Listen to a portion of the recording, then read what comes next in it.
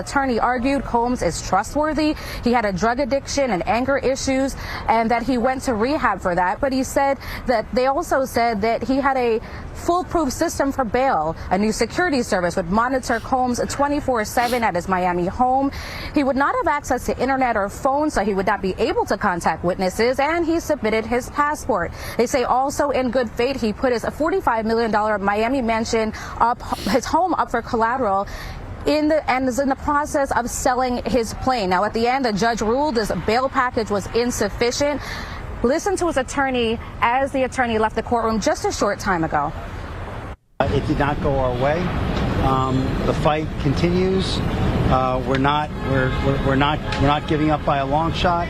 I told Mr. Combs I'm going to try and get his case to trial as quickly as possible. I'm going to try and minimize the amount of time he spends in very, very difficult and, I believe, inhumane housing conditions. Well, inhumane. I mean, it's compared to what he lives in, it's inhumane. But, you know, there's a lot of people who go to jail, and it's jail. Like, that's what it's for. It's not meant to try to make you comfortable.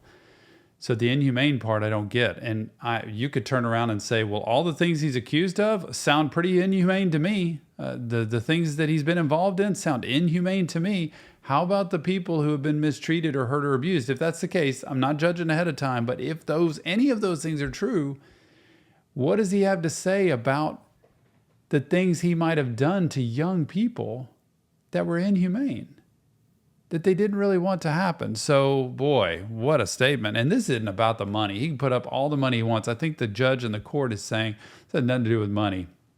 I'm not worried about you securing bail. I'm worried about a lot of other things happening outside of that. And I'm not going to have a phone. I'm not going to have internet. You know that's... And again, Sean Diddy Combs will now remain in federal custody until his trial date.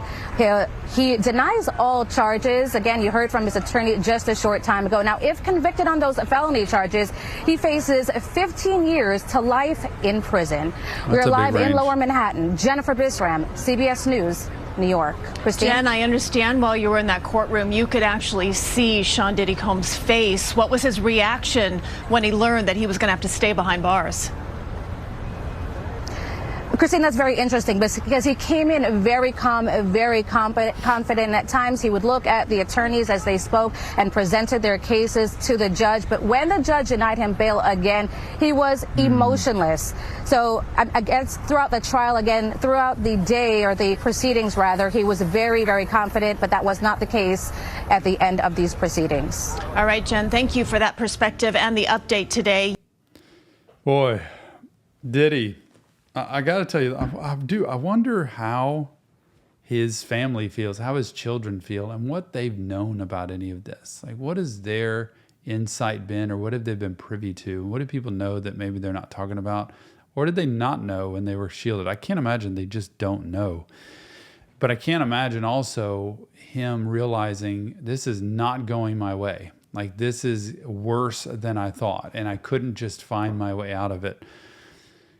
So we're going to find out. I want to be front and center for this one because this stuff matters. Mental health wise, this stuff is so critical because if you've known anybody who's been mistreated, been trafficked, and what he's saying is, I am not guilty on all counts. Now, I have to believe in this situation that all the counts they have, I don't even know how many counts there are. Of all the counts, you're not guilty on all of them? Like, none of it happened?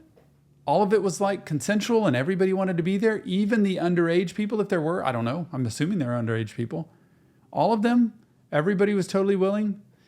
Then they're coming forward to testify and share graphic details about what happened and what you've done to them for spite, just to punish you and have their lives exposed. I don't know, man. I really wonder about this, and I can't wait to see. Give me your comments. Let me know what you think, because mental health matters. We'll see you on the next RT Mental Breakdown.